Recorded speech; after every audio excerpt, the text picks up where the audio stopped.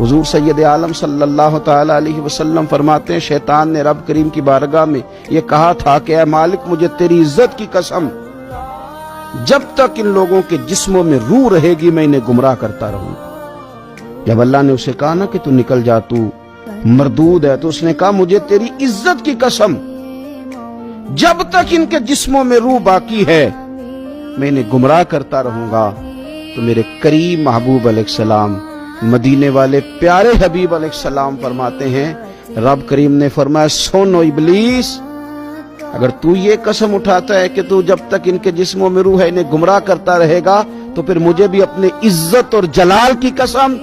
یہ جب تک مجھ سے معافی مانگتے رہیں گے میں انہیں معاف کرتا رہوں گا، میں بھی انہیں معاف کرتا رہوں گا یہ جب جب مجھ سے بخشش مانگیں گے، جب جب مجھ سے بخشش مانگیں گے